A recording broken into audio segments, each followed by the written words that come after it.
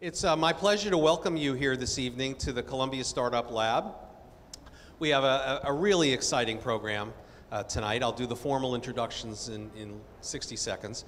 But first, I wanted to thank all of you for coming, and I wanted to, on behalf of Columbia Business School, Columbia Entrepreneurship, and Columbia University, thanks for coming and point out just how far Columbia Entrepreneurship has come in the past year to year and a half. I mean, this entire facility here didn't exist 8 months ago, and it's really because of the hard work of our colleagues and partners in the variety of schools at Columbia, our alumni, our students, that has made this all come to pass. And it's really a celebration for us to be able to house a facility like this for both our young alumni entrepreneurs and our brilliant faculty and friends. So this evening, we feature two extremely well-known folks in the space of management and entrepreneurship. First, I'd like to introduce Sheena Iyengar. Sheena joined the Columbia faculty in 1998 and is currently the faculty director of the Lang Center for Entrepreneurship at Columbia Business School. Her core research focuses on the psychology of choice and decision-making, and her work has since turned to tackling challenges faced by businesses in a globalized world, approaching issues through the lens of network analysis and diversity-inspired ideation. She looks at the processes used by both groups and individuals in making choices to see how we can improve on innovation, problem solving, and leveraging business relationships. Her work has been published in premier academic journals across such disciplines as economics, psychology, management, and marketing, and she received the Presidential Early Career Award in 2002. Her book, The Art of Choosing, received a Financial Times and Goldman Sachs Business Book of the Year in 2010, and was ranked #3 on the Amazon.com Best Business and Investing Books in that same year. Her research is regularly cited in the popular media, including the New York Times, Wall Street Journal, The Economist, and the BBC. Dr. Iyengar has also appeared on television programs such as The Today Show, The Daily Show, and Fareed Zakaria's GPS on CNN. To her right is Steve Blank. Steve, well, he needs no introduction, so no. Steve is a retired, hardly retired, 8-time serial entrepreneur turned educator and author. Steve has changed how startups are built and how entrepreneurship is taught around the world. He's the author of the best-selling The Startup Owner's Manual, and his earlier seminal work, The 4 Steps to the Epiphany, credited with launching the lean startup movement, His May 2013 Harvard Business Review article on the lean startup defined the movement. Steve is widely recognized as a thought leader on startups and innovation. His books and blog have redefined how to build successful startups. His Lean Launchpad class at Stanford, Berkeley, and of course Columbia has redefined how entrepreneurship is taught. And his Innovation Core class for the National Science Foundation forever changed the way how U.S. commercializes science. I would also say from personal experience that Steve has the most inquisitive, most relentless mind of anyone I've ever met. So without further ado, I'd like to turn this over to Sheena and Steve for what I'm sure will be a robust discussion on creativity, innovation, and entrepreneurship. Hopefully it gets better than the introduction. That was pretty good. Thank you. Thank you everyone for coming tonight. This is going to be a wonderful night for all of us. So as you already know, I'm Sheena Iyengar and this is Steve Blank. And it's my privilege tonight to have an opportunity to get the conversation rolling. So let me first start by describing to you the format for this evening. What we're going to do is I'm going to start off the discussion by asking Steve a bunch of questions. We'll get him to talk about his life, talk about lean startup, get him to talk about corporate entrepreneurship, which is a new and growing passion for Steve. And then we'll also at that point open it up for you guys. Now, as some of you might know, I'm blind, so if you actually want to ask a question, only raise your hands in my direction if you actually want to burn off some calories. Otherwise, when it comes down to the Q&A time, what we'll do, we'll actually have Steve decide who he actually wants to get a question from. So for now, let's get the ball rolling, and I'm going to start asking Steve about his life. So some of you might know that despite the fact that Steve has spent the bulk of his career in Silicon Valley, he's actually a New Yorker. So he's one of us. So I just figured we should remind Steve of this in case he gets too comfortable with Steal my wallet? That would remind me I'm back in New York. Well, I'm a little worried that the weather might, get you wanting to run back. But so Steve, tell us about your childhood in New York. I know you were the son of entrepreneurs. What did your parents do? How did that get you interested in entrepreneurship? Yeah. My parents were immigrants, went through the classic Ellis Island refugee story, and worked in sweatshops on the Lower East Side, and eventually their goal was to open up a grocery store, and they did on, I think, 8th Avenue and about 24th Street, which now, if they would have held on to it, would have been a great real estate coup, but basically that was the dream. That was the American dream for them, and so they were small business entrepreneurs, and I grew up with my parents doing that. And I have some vague memories of them trying to keep me from falling into the pickle barrel while I was supposed to be shelving stuff, but that's about it. So, I kind of grew up understanding that people own businesses and kind of ran them. I also will still remember forever I'm a New Yorker because when I came out to California, I was appalled and laughed that people actually stood in lines. And I still kind of laugh that people stand in lines, because one of the characteristics of a great entrepreneur is you're always first in whatever line there was. And I kind of, my wife would chalk that up to bad breeding, and I would chalk that up to New York City kind of canonical edge for an entrepreneur. So when did you get interested in entrepreneurship? So I was probably ranked as the least likely to succeed in my high school class. I was completely unfocused, had no particular goals, went to the furthest school that would give me a scholarship, which was Michigan State at the time, and like every good Jewish boy in that age, you were supposed to be a doctor, so I was a pre-med. And then very quickly discovered I didn't want anything to do with college or medicine. And make a long story short, ended up in one of the less brilliant moves of my career, joining the Air Force in the middle of the Vietnam War, which turned out to be probably one of the most educational experiences I had in my life. So you went to Vietnam, and that got you interested in entrepreneurship? That was actually, anybody been in the U.S. military at all? It turns out during a wartime, the military actually is quite creative and rises to the occasion. It's in peacetime is when it becomes probably the most bureaucratic organizations in the world. But in war zones, it is one of the strengths of what our country knows how to do. And I worked in electronic shops repairing what was called electronic warfare equipment, which was back then pretty mission critical. And I broke every fundamental rule you're told about the military, which rule number one is never volunteer for everything. And in fact, I volunteered for everything. And I could trace the beginning of my entrepreneurial career back then. Is the first base I got assigned to was actually the cushiest base in the Air Force. It was right outside of Miami. People were like being assigned to Vietnam and Southeast Asia and like, who gosh knows where, and I get assigned to Miami. And the first week, the shop chief comes in and says, anybody want to volunteer to go to Thailand? And like all the other experienced, people in the Air Force kind of laughed hysterically, and I raised my hand. And a week later, I was on an airplane to Thailand. And the first job I got was literally on a 110-degree flight line, just removing boxes from airplanes that were broken. But I would volunteer when my shift was over to help repair the ones that were broken in the shop. And the shop chief of this shop, which is about 150 people, saw me volunteering and said, seems like you kind of like to do this, why don't we see what you could do? And the next morning, I was no longer on the 110-degree flight line, but working in an air-conditioned 68-degree shop for the next year, repairing equipment, and by the time I was 19, managing 15 other technicians.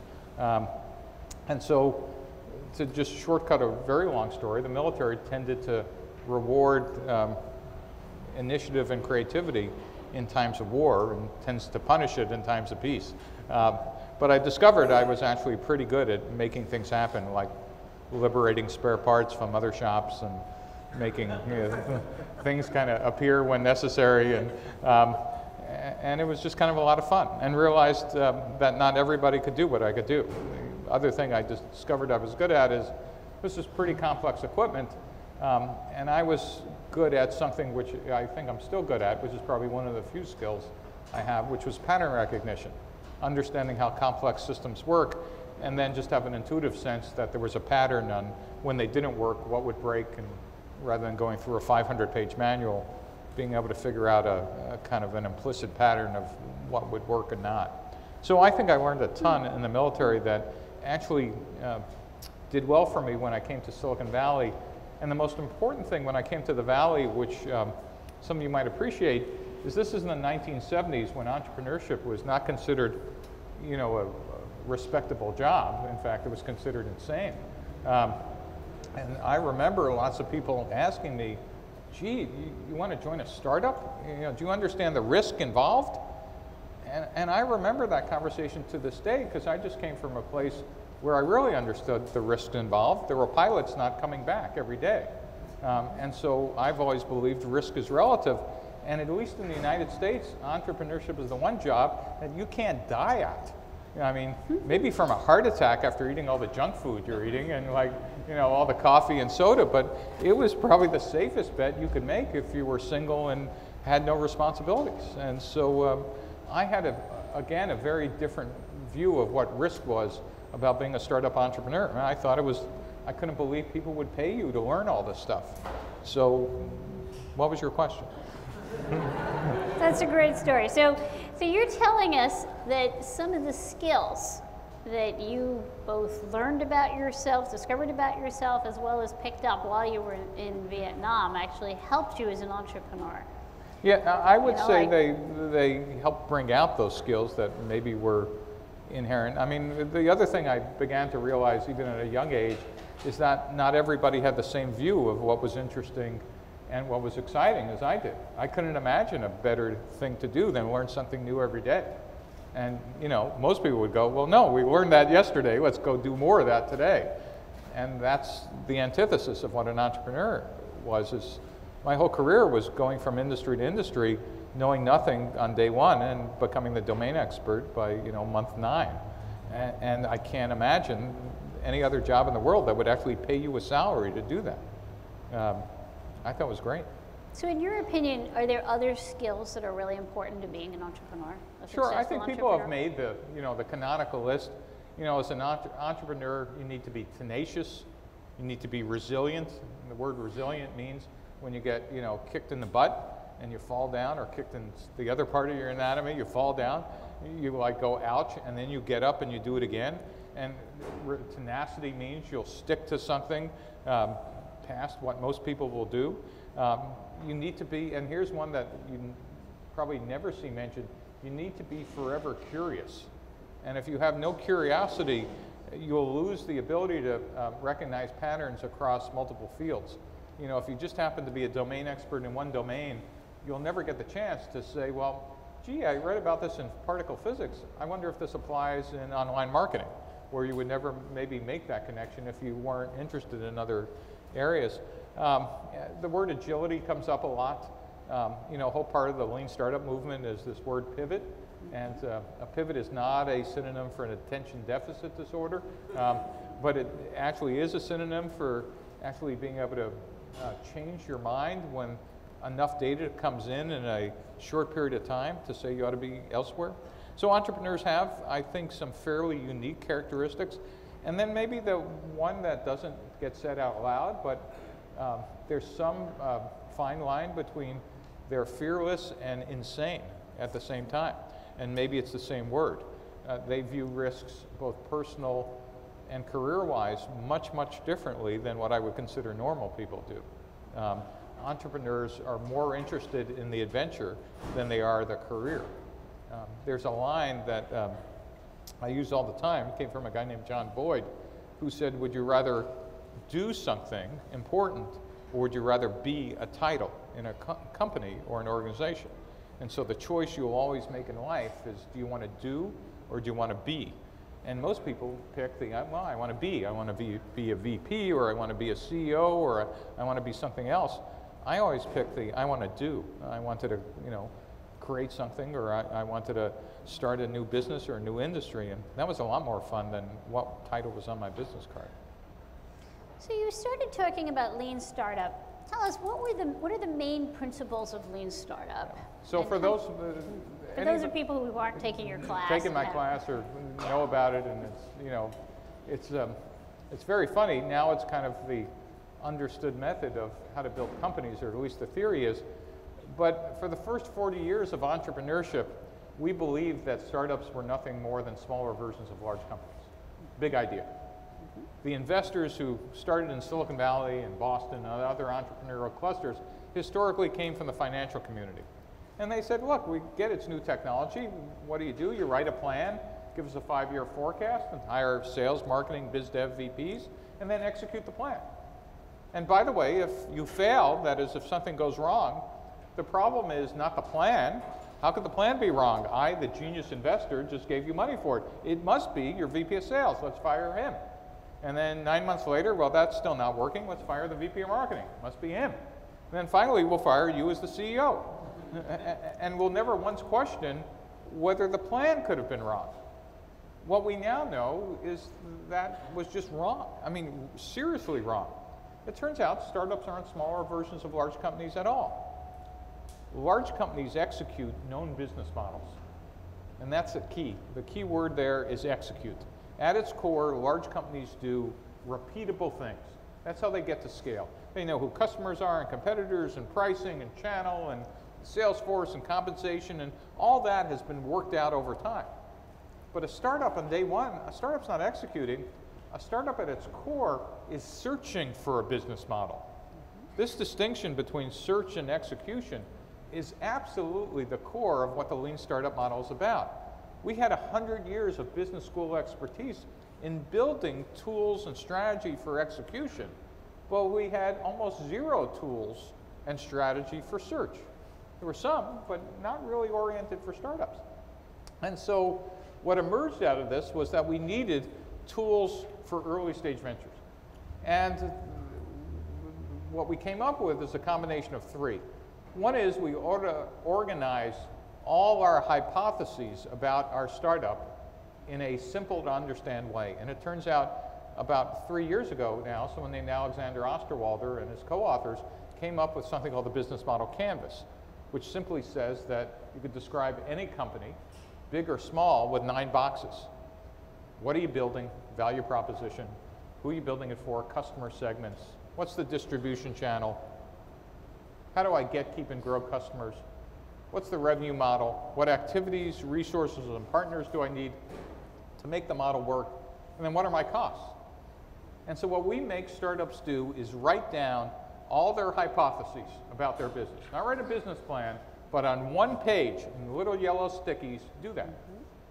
Now the good news is it's kind of a nice summary. The bad news, if that's all you do, is you now have just a shorter business plan. So my contribution was to realize another key insight about startups, which I made this mistake for 20 years, is that there are no facts inside your building, so get the hell outside. That is, every hypothesis you have is not going to be validated by arguing with your co-founders about who's right, which if you've ever attended a system planning meeting in a startup is about, the loudest voice or most compelling argument seems to win the next feature. Turns out that's the worst way possible to build a company. What you want to do is take all those hypotheses and get outside the building or your lab or your conference room or your incubator and rationally test them one at a time. Because on day one, a startup is nothing more than a faith-based organization. It's a religious activity. And your job on day one is to turn that faith into facts as quickly as possible. The other third part of the lean startup, and then I'll see if I answered your question, is this ability to engineer the product incrementally and iteratively. When I grew up, we would spec the entire product on day one with a market requirements document, hand it to engineering with a functional spec, go in and engineer it for the next year or two, ship the product, and find out 90% of the features weren't really wanted or cared about by customers. And only then, if you still had money left, would you get to iterate version 2. Nowadays, we're much smarter. We realize we could build a product a piece at a time, building what we call minimum viable products. Think of them as ever-increasing fidelity prototypes, where you actually use that while you're outside the building getting feedback from customers. So this combination of business model design, customer development, and agile engineering make up the lean startup. And by the way, it's a replacement, at least in the early stages, for writing a business plan. Obviously, you're going to need some kind of operating plan, but what we also now know is no business plan survives first contact with customers. It's a big idea, another big idea. In fact, business plans were the only place that venture capitalists would require you to write a 5-year plan for a series of unknowns. And if you really think about it, the business plans actually deserve to be still taught at universities, except now they ought to be in the English department because they're the best example of creative writing you're ever going to do. The other thing is the only people who required 5-year plans on a series of unknowns were venture capitalists in the Soviet Union. We know how well that turned out as well. So, did I answer your question? So, okay, so no more business plans. We're throwing them all out the window. So how is this going to work? Give us an example. So we're not going to throw them out forever. What we want to do is do some planning before we write a plan. Okay. So give everybody, for those people who haven't taken your class, give us an example of, I don't know, some small company and how this would work. What I just described was the theory of what a lean startup is. The practice is we now know how to teach this in a pretty efficient way. And the class you're referring to is the one I teach here at Columbia and teach in Stanford and was adopted by the US government. And it goes as follows. It says, we're going to have you apply to the class as a team, just like you would apply to an incubator and accelerator. And what you're going to do as your application is a business model canvas. We're actually going to make you fill out the canvas before you show up. That is, you're going to have to think about the pieces of your business. And then every week of the class, we're going to teach you some part of that business model canvas. What's a value proposition? What's a customer segment? But then every week, you have to get out of the classroom and talk to 10 to 15 customers a week. And then come back into the classroom and in front of your peers, present what you learned as your teaching team critiques you that perhaps that was not what you were supposed to learn. Repeat for 10 weeks. After 10 weeks, every team has spoken to over 100 customers and partners and regulators and whatever. It's almost impossible not to learn something substantial. And the transformation between day 1 and week 10 is just unbelievable. Does that answer your question? So are they supposed to write a business plan after that, or is that still too soon? You know, typically after that, they could go raise money. I mean, so think about it. Imagine you're a startup and you walk into a venture capital firm with, 9 slides and maybe a 43-page plan you researched in the business school library, and it's essentially your opinion versus the VCs. Who's going to win? VCs. Now imagine you walk into that venture capitalist firm with 9 slides, which summarize the lessons you've learned from 100 customers. Now, I won't guarantee you're going to get funding, but you're sure going to have a much different quality conversation. Because slide 1 will be, if you do a Steve Blank pitch, you're going to do, here's what we thought on day 1. And the VC is going to go, oh, no. And you go, no, let me show you slide 2. And slide 2 will say, well, here's what we found after talking to 35 customers. We realized our customer segment was wrong and that our channel should be this, so we pivoted. Oh, okay, well, that's kind of interesting. Yes, but let us tell you what happened after we spoke to the other 75 customers, and now after 110 customers, this is what our business model looks like. And by the way, we validated it by we have 450 active customers. Oh, that's a much different venture pitch. It cost you absolutely zero other than 10 weeks of your time, or maybe the time to build an MVP and some Amazon Web Services charge, to actually come from, I'm smart and I have an idea and want to raise money, to I'm smart, I think I validated product market fit or some components of this business model, and now the conversation that you'll have with either an angel or Series A investor is a much deeper and more interesting lesson. So this sounds like a wonderful new way to help people prepare before they pitch to a venture capitalist for funding. That's one thing it does, Right. yes. But it also gives them other skills that could be useful for other kinds of things. And what would you say those would be? Well, you know, I think particularly when I teach scientists and engineers who are my students at the National Science Foundation, they're actually principal investigators or faculty at major universities. The thing I mention to them is most of them, the difference between an introvert and an extrovert is whether they're looking at their shoes or your shoes. That's where you're supposed to laugh. And that I promise them I will teach them how to make eye contact in 10 weeks. And every one of them end up talking to 100 customers and learn how to do it. And some of them are much more awkward than others, but every one of them figure out how to do it. And particularly because they're very smart, I did just teach them how to go into what I call emulation mode. You know, you simply emulate empathy. And you know, if you teach them how to say, oh, not here's my product, you teach them to say, oh, how is, insert name of family here, you know, how is sports team, insert local sports team here. You could actually teach them how to have an empathetic conversation for at least 5 minutes before they start trying to do a data dump of you know, products and features. So number one, we could teach them the value, the tactics of customer discovery. Almost every one of them, in fact, the class from the National Science Foundation, about 95 to 98% of professors will tell you that when they have left the class, they know more about customers and markets and channel that they ever understood in their 20-year career just building technology. And for most of them, they're not going to quit their day jobs, but they will become heads of scientific advisory boards, board members, co-founders of technical startups, etc. And the same are true for my Stanford and Columbia and Berkeley students. They learn a set of skills that essentially are the precursors of sales skills, marketing skills, finance skills, without ever having to be sales or marketing people. Well, but the customer development process forces them to learn about all the components that turn into that functional organization. That's great. So another related topic that you've started to talk a lot about also has to do with companies, like large corporations, and how they tend not to be very innovative, at least historically have not been innovative. Can you say a little bit about why is it that large organizations are not innovative, and can anything be done about it? Sure, but you know, before I do that, I should remind everybody, Columbia is kind of the home of the expertise here, and you and Rita McGrath, who's sitting in the front row and wrote books and textbooks on this way before I was ever even thinking about this stuff.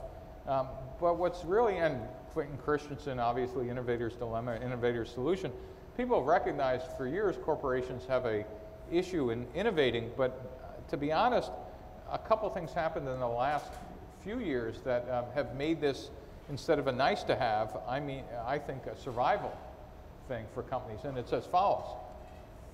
You know, companies are now facing what I think the common phrase is continuous disruption. That is, corporations now need to deal with things that they never had to deal with in the 21st century.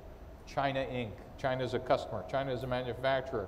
The internet makes brands less important than they used to, makes pricing transparent. Internet and new technologies make startups you know, be able to get funded on a size and scale that incumbents never had to face before. There's just a whole list of things that make it so that I think it's pretty well understood that companies that used to be able to own market share for decades, you know, all the Jack Welch rules of the 20th century, to be honest, I think every one of those are obsolete. Not because they were bad or dumb at the time, but the entire environment that corporations have to exist in has changed. And so what this means, this long litany of what's happened to companies, means that companies need to be able to do continuous innovation. Not innovation by exception or innovation every 15 years, but innovation needs to be baked into the DNA of a corporation, and that is incredibly hard, and ironically became harder in the last 10 or 15 years rather than easier. And I'm happy to tell you why. But Why? Why? Why, Steve? Yeah, Thanks for why? asking. Yeah. So a couple of things, and this one again came from what I heard it in a Clayton Christensen speech, and it truly set up a light bulb for me I didn't understand, which was, you know, in the last decade when cash was free, companies were essentially still focused on return on net assets and managed to jettison all the things that would make return on net assets look bad. So we shut down R&D labs, we shut down manufacturing, we shut down all this stuff that actually is the core of innovation. We no longer have that. In fact, and I'm going to generalize, but it's probably not too far from the truth, most companies are just kind of financial structures with distribution channels and maybe marketing arms. Yet in the 21st century, we actually, to compete, need those core things back. But we typically have CEOs who are finance types or legal people, and our boards are stuffed with those, and we're the product people. They're sitting in like the Pearl River Valley. And so it's not that we don't know how to do this, but we need to kind of restart the innovation engine.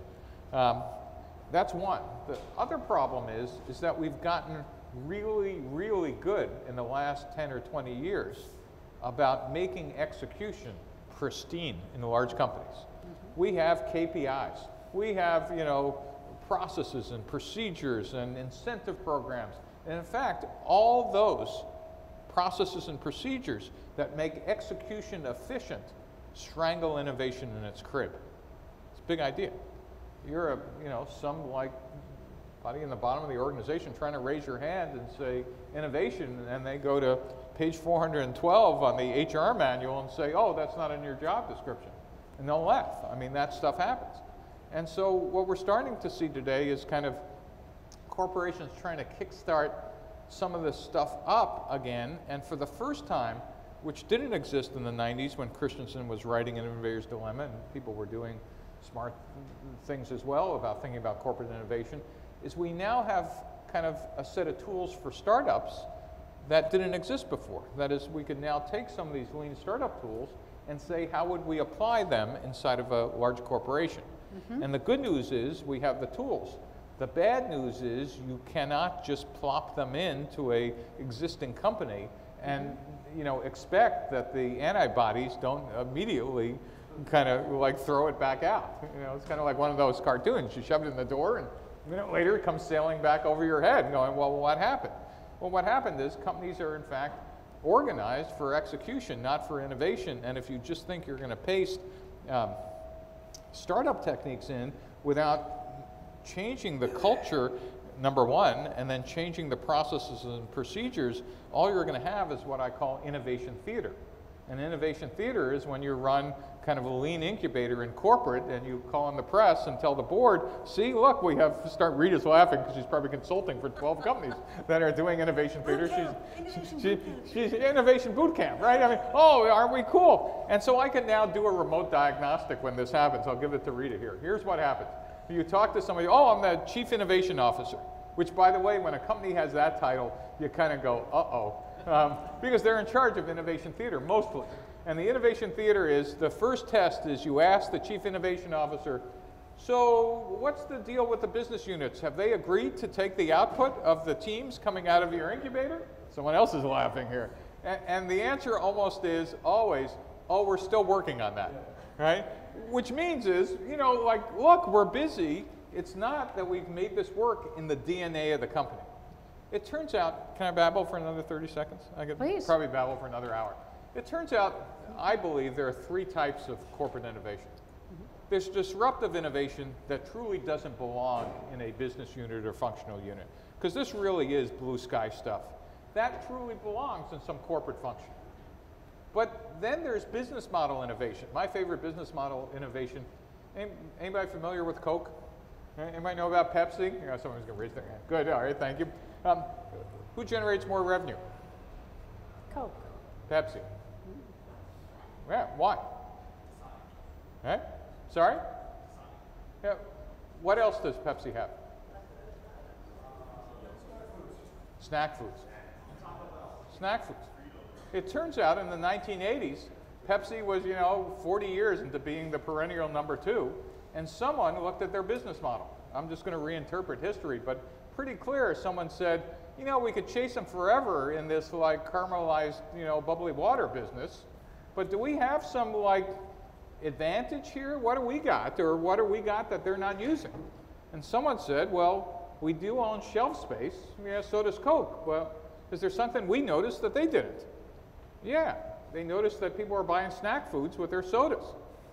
And someone said, well, wait a minute, why don't we just use their distribution channel, those same trucks talking to those same stores, talking to whatever, and just own another foot of shelf space? And so they bought Frito-Lay as the first start.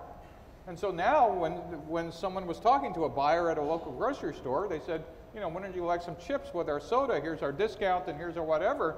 And their average sale price per store doubled or tripled. So in aggregate, Pepsi is still a perennial number 2 in sodas, but in fact in gross revenue, I think makes more than Coke.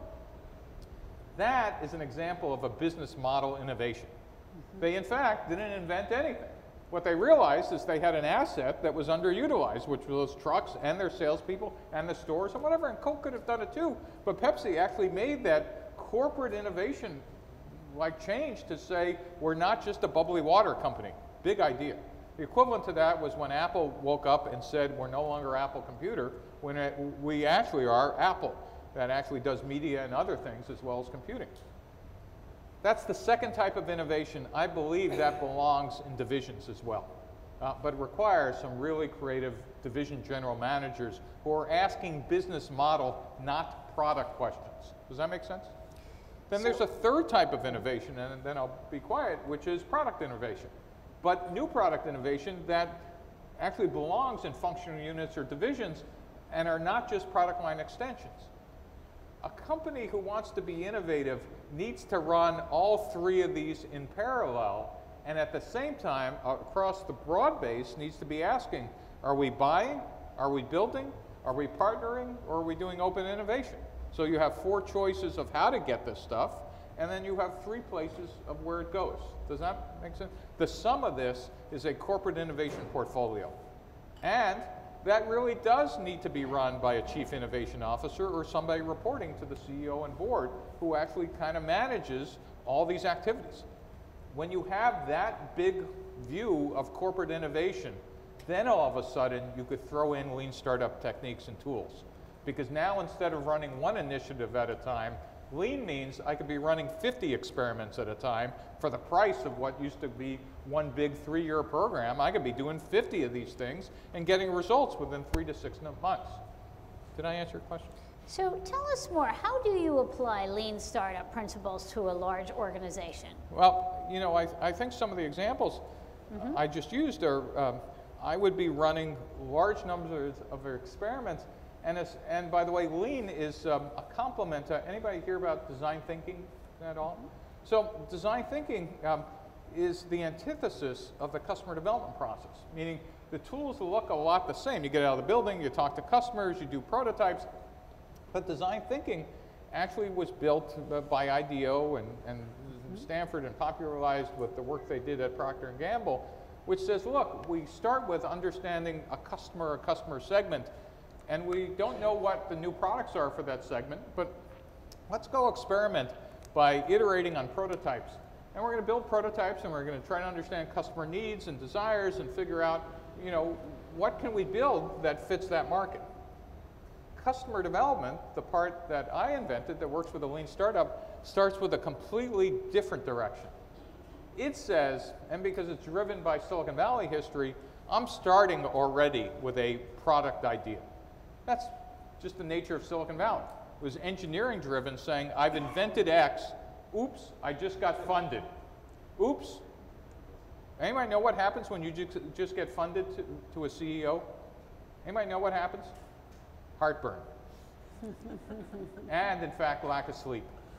Because all of a sudden the countdown clock has just started. Anybody know what they're counting down?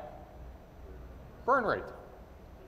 Right? You in fact, the day you found a company that's gotten funded in Silicon Valley based on a product, you are in a desperate race to find customers and market. You're looking for product market fit, but in this case, you started with product, you're looking for customers, and you're in a desperate race to do that. And so customer development is driven by extreme urgency. It's a huge idea. You do not sleep well. You make sure your staff is not sleeping well. While you might be building the product, you're desperately looking for product market fit, whether it's social media or hardware or Tesla or SpaceX or whatever. You've got that technical idea, but you're struggling to find customers. And by the way, you will start making good enough decisions rather than perfect decisions. In a startup, there's only two types of decisions: revocable decisions and irrevocable decisions. Idea is a revocable decision. Gee, we're arguing about features or order of features or which channel. They could all be rolled back in another month or so, where we could change them. Irrevocable features: who to take money from, how much equity, to sign a 10-year lease. Those are kind of irrevocable in a startup. The rule in a startup is if you're a great startup CEO, you do not have a meeting without finalizing revocable decisions in that one meeting. And what that means is startups operate at speed such that they're making 10 decisions by the time a large company is still scheduling the conference room. Big idea. And they'll roll back 4 of them by the time that big company schedules the meeting, and maybe have rolled back another 2, but they're moving forward. Why I tell you this is the design thinking, there's nothing wrong with it. It's actually quite good for areas where urgency isn't an issue. It's not that you can't overlay urgency on design thinking, but it's not an integral part of the process. And it's perfect, actually, for places where you actually understand the customer and don't know what product. And so to answer your question, it turns out that corporates now have 2 tools to investigate new spaces. Design thinking can start with, I understand my customer segment, let's spend some time on needs finding, and we could spend all the time we want till we find it. Or we could have some engineering-driven products where we understand the technology, but we desperately need to find the customers. And how you use this inside of a large corporation is you want to start, I believe, lots of experiments simultaneously. The Lean Startup allows you to do that, and this is where the role of a Chief Innovation Officer comes in. They provide kind of the innovation backbone of structure and planning and process and software and tools to kind of manage not just one innovation, but multiple. The other thing that changes if you do this is you hack the culture from the back. And what I mean by hacking the culture is, I'll give you an example. I can't mention the name of this Japanese consumer company that made the first transistor radio, but they have an innovation lab. And their innovation lab wanted to try out some of these products with customers. And I could set my watch to this because I knew what was going to happen. Oh, our 90-person branding group objects to us using the name Sony. I mean, whatever the name is out there. And I knew how this was going to end, but I let them go through this. It took them 90 days to agree, oh, we could use name of company Labs instead of just name of company. So they agreed. Okay, I'm still involved. 9 months later, another group comes up with another idea. And they go, oh, let's in fact go out and launch this product. And the branding group says, no, you can't use the name of the company. And I go, didn't you guys fight this battle 9 months earlier? And of course, the branding group looks in their manual and says, nope, nothing in here in the manual about that. They won the battle, they lost the war. What I teach corporate entrepreneurs is every time you change a process or procedure through argument, meeting, discussion, etc., you not only need to take the ground, you need to hold it. And what that means is you need to write that innovation manual component that you just won. So in fact, you now have, this one I can talk about it, when we did work with GE, the new division was being set up, and the HR department says, here's the list of the most senior people you could take for this entrepreneurial group. Now, you should all be laughing, because that's the last thing you want, is the most senior people in a large company to being part of the, no, but this is a part of the HR manual. Luckily, this guy could go to IMELT at the time, because it was an IMELT-driven division. They rewrote that part of the HR manual. So every time you win an argument, you actually have to take the ground, hold it, and not depend on the support group to write the new spec. It's the innovation group that writes the new spec. So here's what I need for HR. Here's the manual part that we want you to insert in the manual. And of course, they're always good at editing it. Great, let them edit it, but they would never write it. You'll write it. Does that make sense at all? Mm-hmm. I don't know if I answered your question, but... So what's the difference then, Steve, between a corporate entrepreneur and an entrepreneur? Well, number one is you know, a regular entrepreneur is not afraid to lose their house, the kids' college fund, and maybe, you know, their marriage. They're crazy, and you know, a corporate. You're not making being an entrepreneur sound very appealing, Steve.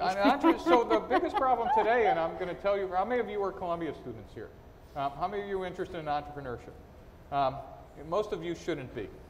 And I'm saying that in a very nice way, is entrepreneurship has gotten so popular today, people do it because it's a fad. Entrepreneurship is not a job, guys, it's a calling. It's a calling just like being an artist is a calling. You know, we mistake entrepreneurship because it's taught all over, etc. It's not. It's the same way when you're young, you know there's nothing more you want to do for the rest of your life is to paint, or to play music, or to write, or to act, or something else, and you just got to get that outside of you. If you don't have that same feeling as a founder of a company, you're confusing entrepreneurship with some job. You've got to be called to this, or else at least be someone else's employee, like be, you know, the first violinist, not the composer.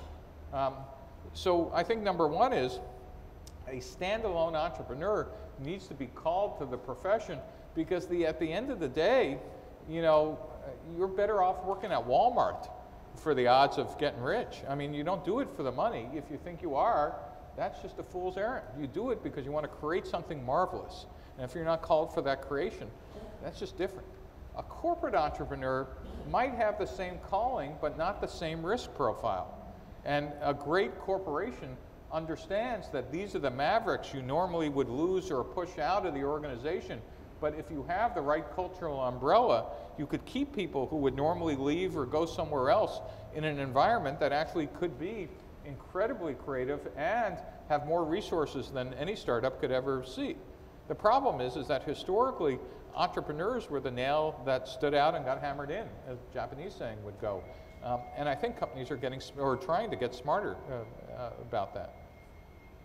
So you're saying more and more people can work in large organizations as corporate entrepreneurs. It's good for the companies, it's good for individuals who don't want to take on too much risk.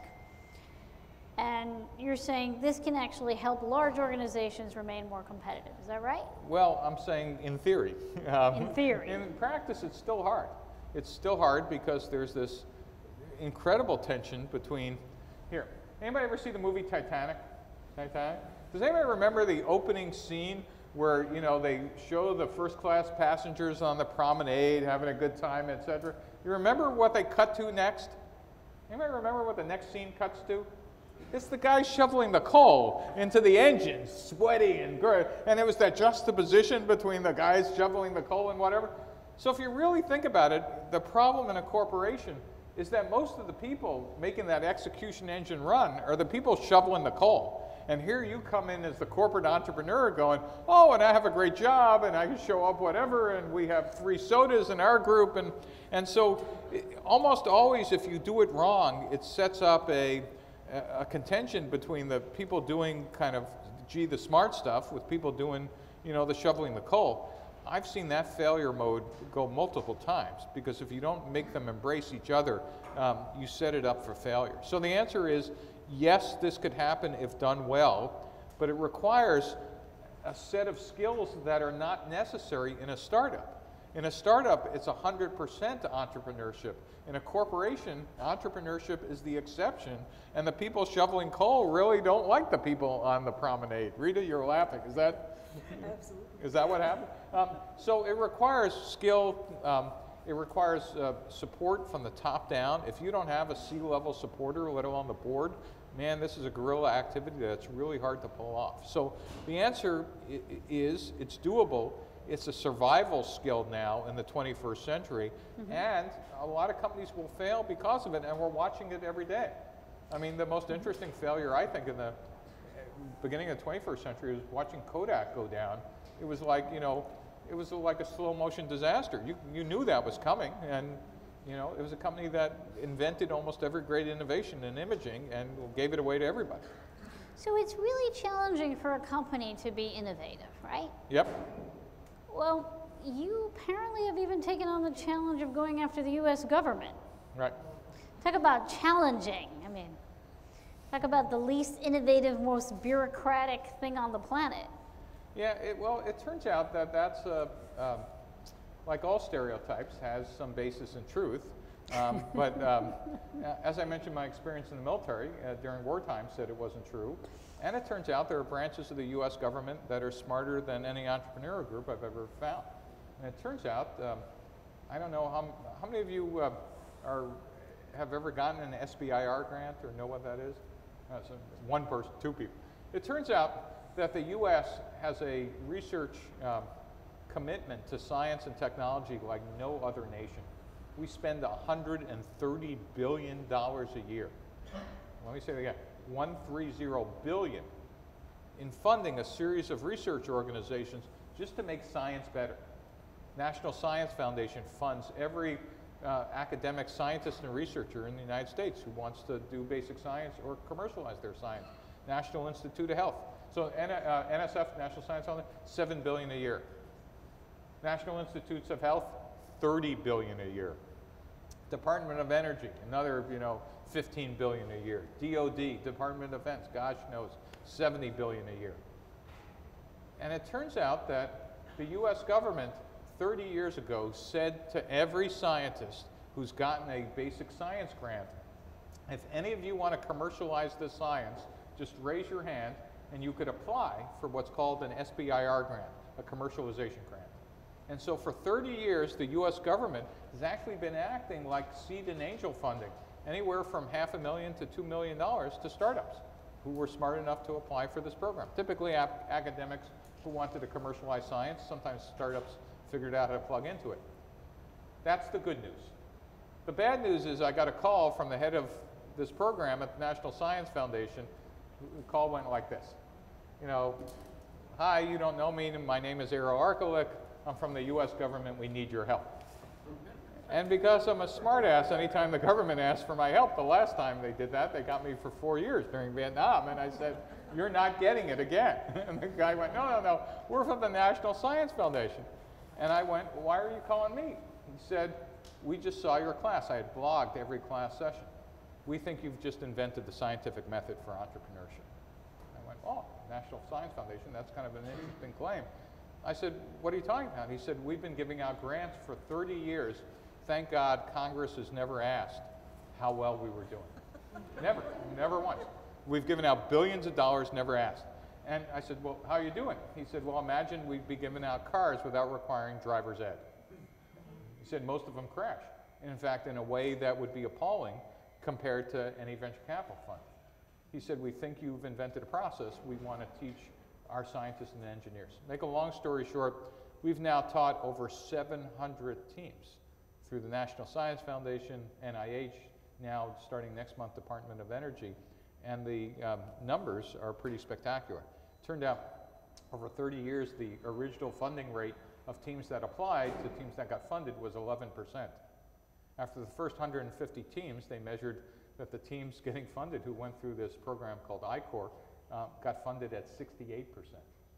11 versus 68%. Even the NSF said, that's a pretty big number. So they basically canceled the way they had currently done the SBIR program and now requires this as the front end of commercialization for science in the US. So that's the other part of what I've been doing. So let's turn to the people here in the audience. I bet a lot of people here in the room are wondering, you've given me some options. Should I be a corporate entrepreneur? Should I be an entrepreneur? Should I forget all of this stuff about entrepreneur? Get a regular job. Just get a regular job. Is that your final advice? That is my final advice. Entrepreneurs are exceptions. And I do want to emphasize that. Don't do it because you think it's some job or some cool job or they get to sit in neat offices. It's a miserable job. In a room this size, what is there, 100 people here, 150, you think, 100 people? In a room this size, one or two of you are going to be worth a couple $100 million in 10 or 15 years. Look around. No, look around. Figure out who that is. Now, I want to tell you, the answer of who it is the real entrepreneurs were not looking around. They were just feeling sorry for the other poor son of a bitches in the room. Right? So think about that for a second, right? You kind of passed the test or not. So let's take some questions. Anybody have a question or something? So basically, since you institutionalized the lean startup movement, won't that stifle innovation in certain ways because everyone's starting companies in the same manner and might reach a similar conclusion, kind of excluding very unique approaches that will generate new ideas? Right. I think that's a great question. So number one, I want you to hear it from me. The lean startup is not the method to start companies. Big idea. It's a method. It's a method. We've started companies for 50 years without it. So from the guy who came up with it, I don't think it's, I would never say it's the method. If you got another method, I mean, there's no one taking notes, right? And in fact, well, there's no one taking notes and like, did they have Steve Blank's seal of approval? And did he really read the book or just read the notes from someone else? I mean, no one cares. There's no quiz here. The second is, I think in general what the method does is, how many of you are computer scientists in the room? Anybody? So this is, startup is an NP complete problem, meaning it's computationally insolvable, given all the possible permutations and variations. The only thing this methodology does is collapse it to an NP problem, meaning it kind of gives you a bounding box of all the things you should do, but no one's going to stop you from coloring outside the lines. The biggest question I thought you were going to ask, and someone here is going to ask it, but I'll short circuit it, is, gee, Steve Jobs never, always said you never want to talk to your customers, and that's Peter Thiel thinks lean startup is bullshit. Well, what is this? And it turns out what we never understood, and I never understood, is that there's a series of startups that all go by the name startup. And I'm going to give you an example. There's types of startups that are in existing markets. Anybody know what an existing market is? What's an existing market? What's an existing market? What do we know about an existing market? What's it sound like? Yeah, but what do we know about an existing market? It's kind of like who's buried in Grant's tomb. It's a trick question. What do we know? Yeah, there's customers, right? We know there are customers. We know what products these customers want. We know about pricing. We know. So in fact, you could go out and do customer discovery, right, this customer development process, and get some pretty cool answers because you could show people products, you get feedback, etc. But the types of things Steve Jobs and Peter Thiel talk about, the Elon Musk or whatever, those are new markets. Those are what Christensen's called disruptive markets. They don't exist at all. So if you ask somebody, what do you think about these features? They don't even know what planet you're on. Because they're like, what are you talking about? You're on drugs? In fact, for Jobs, that was probably part of the story, but it doesn't matter. It's like, wow. So now the question is, Steve, how do I do customer development in that type of market? It's a divide by zero answer. And my contention is, no, you don't sit it back in some lead-lined room with Zen Lotus position with lightning bolts coming out of your head, which was what Apple PR wanted you to think that Jobs did. What you really wanted to understand is something quite different.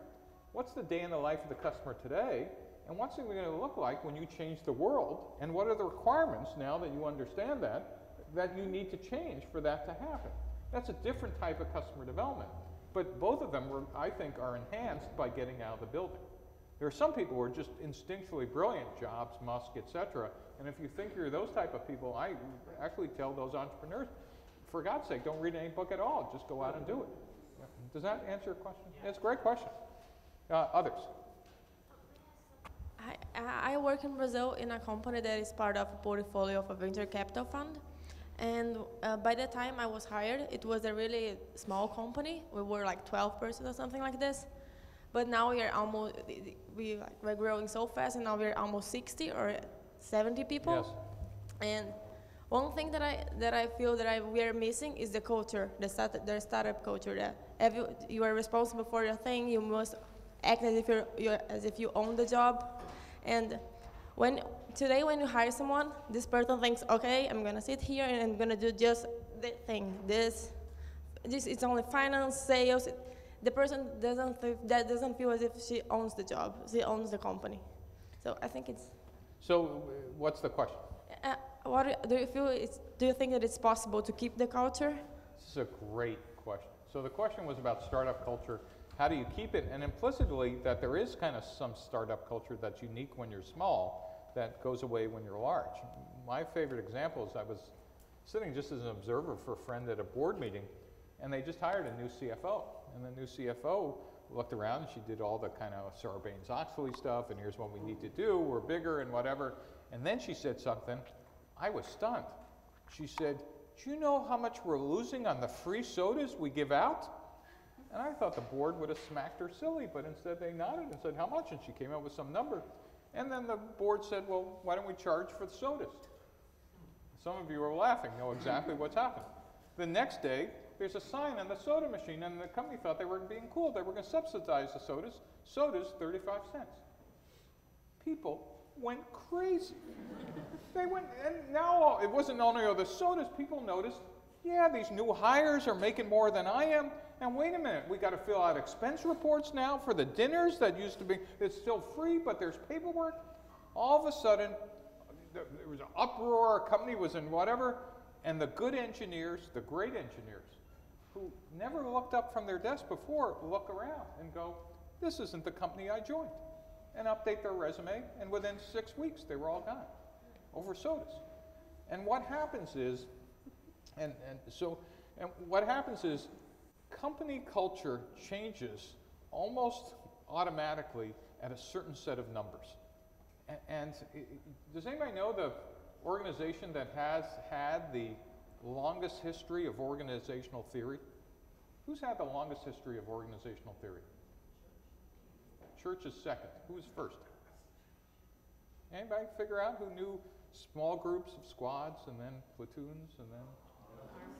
Roman legion was organizing by, band of brothers of 8, then squads, then platoons, then,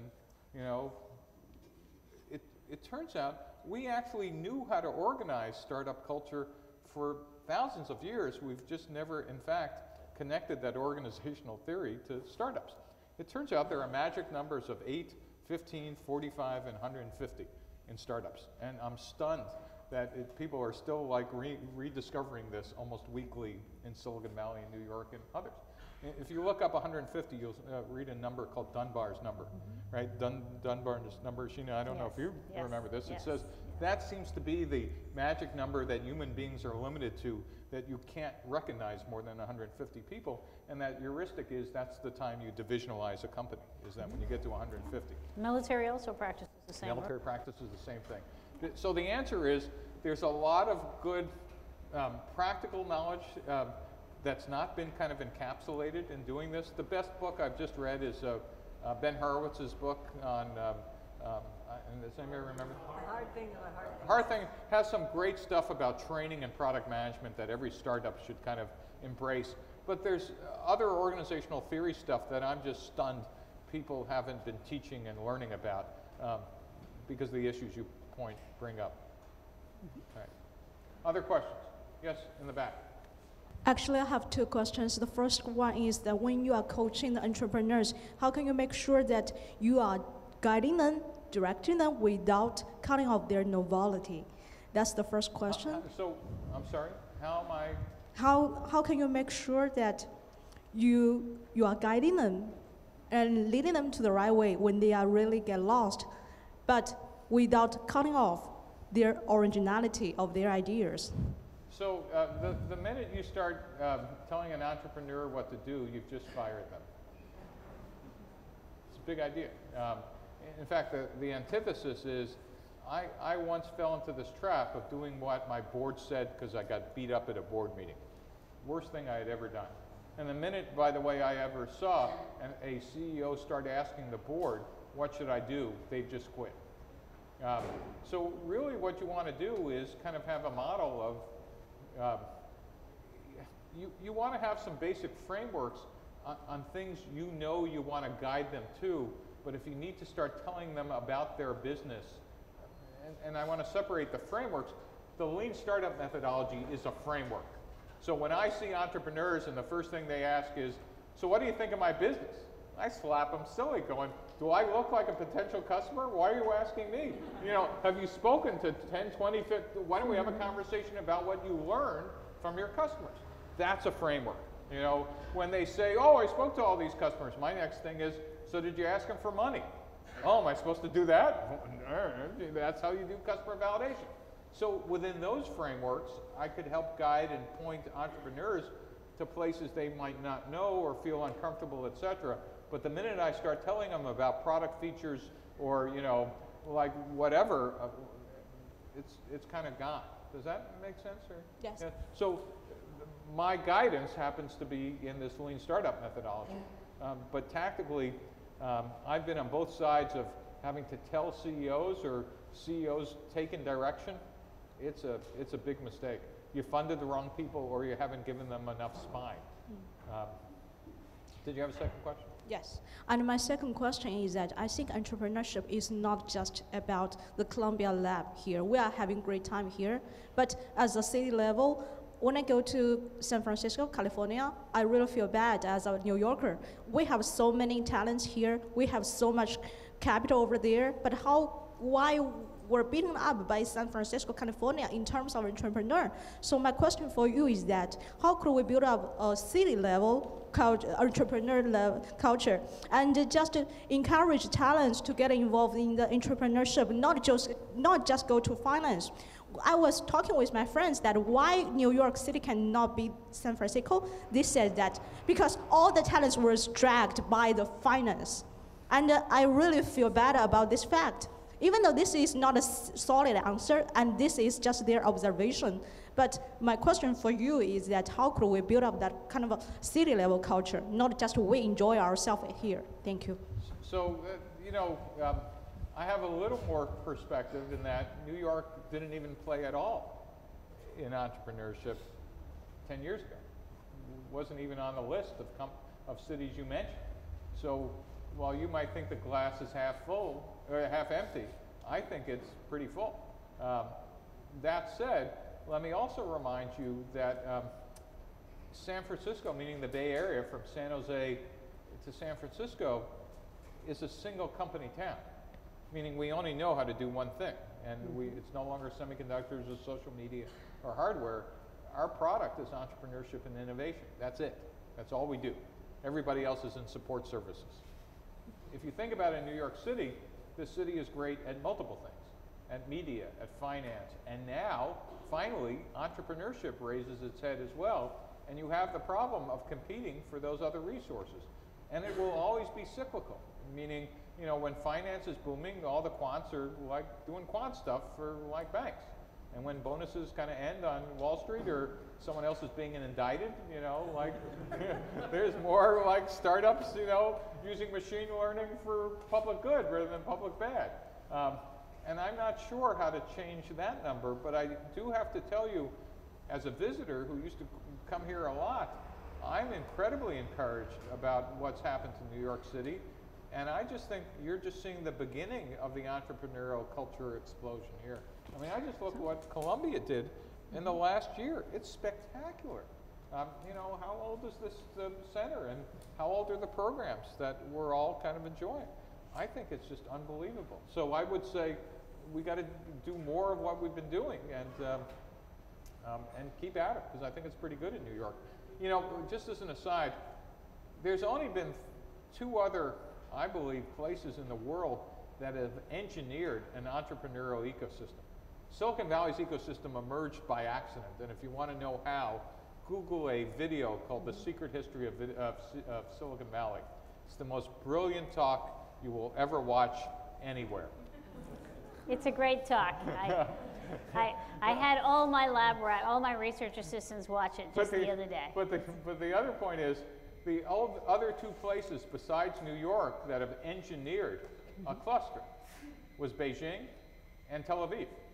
And New York is only the 3rd place that successfully engineered an entrepreneurial cluster. By engineered, I mean got the startup ecosystem going, got at least the seed fund financing, and now, you know, kind of some Series A stuff going here. That is enough of a cluster that you could point to and say, this was engineered from the ground up. I think it's pretty impressive. Yes, sir. I'm interested in the inflection point that occurs when the startup has succeeded in validating its business model, Yes.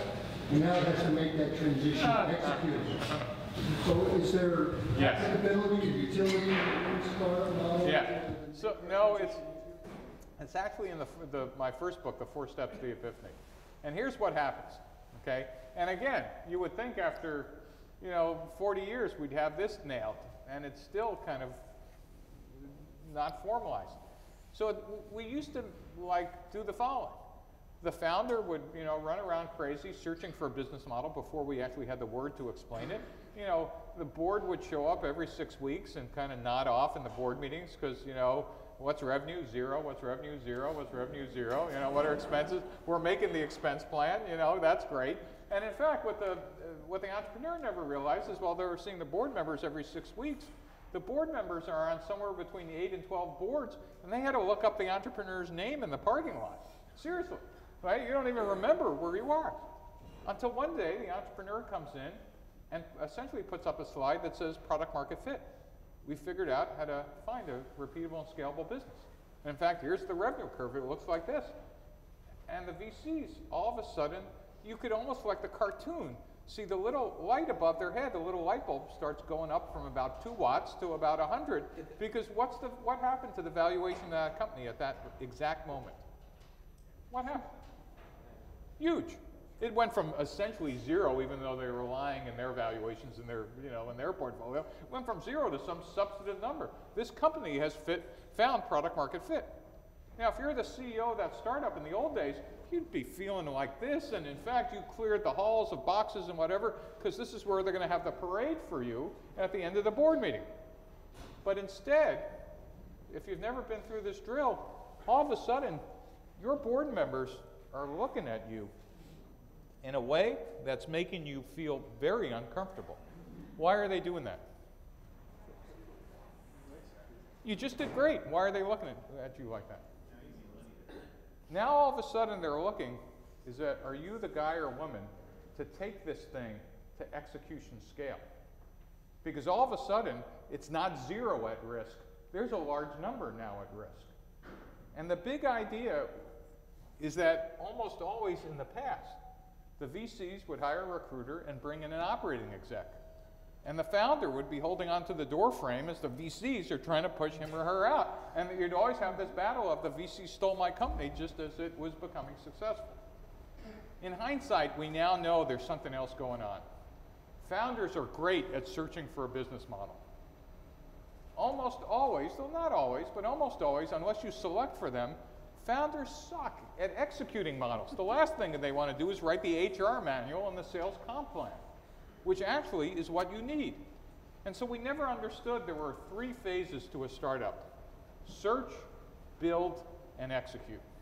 In the search phase, you're searching for product market fit. In the build phase, you need to transition from the anything goes to make stuff happen to now we need processes and procedures which we actually avoided like the plague. We might not need a full 400-page HR manual, but we do need some process and training to keep that culture from 8 people to 15 to 45 to whatever. Gee, before we throw out money and bonuses to salespeople when you just made some miracles. Now you need some kind of common plan to do that. So you need people who could go from search to build, and then if you're right about product market fit, for scale. Now you're going to go from 45 people to 150 to 500. Those are different individuals. And so typically, in the past, we didn't tell our entrepreneurs what I called the secret memo, which is we're happy to fund you, but we're equally happy when you become successful to bring in a suit, an operating exec, an MBA from Columbia, who had no clue what the hell they were doing. And then you'd get the founder operating exec thing. What's happened in the last 3 years is we now have world-class VCs that have been started by startup founders. In Silicon Valley, the canonical model is Andreessen Horowitz, who actually understand that really what you want to do is fund founders who are not only great technologists and great at search, but are capable of being trained to at least take it through the build stage. One of my early engineers at Epiphany was George John, who now runs Rocket Fuel. I don't know if anybody knows Rocket Fuel. $1 billion market cap, and George, like I would meet with George every once in a while, and he'd say, well, what happens now? And I go, George, here's about what's to happen at this size. And he was quite capable of going through that scale. Not all founders like that. I tended to time out, at like 400 people. I got bored when it was time to write the HR manual. Did I answer your question? We now know this stuff. We still don't do a good job at it, but we're getting better at it. Maybe one more question. One more question. Who has the best question?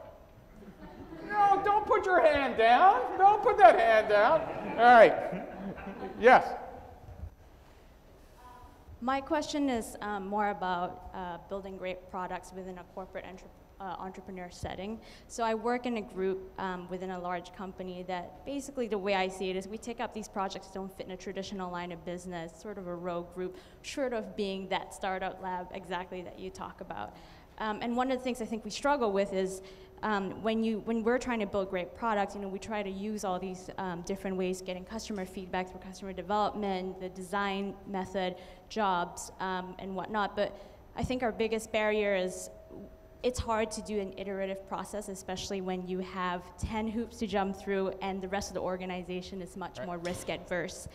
So wanted to get your perspective on what's a good way to think about building a great product when you're sort of trying to be in this group that moves in a lean startup manner, but you still have all these constraints that they understand the importance, but it's still sort of it's very process driven. Right. So you are the example that I was trying to use of these guinea pigs that every time you have one of these process battles, you need to win the war permanently. And if you, yes, and no, not only write it down, but have political cover that yes, we will have these battles, but it's the last time we're going to have the battles.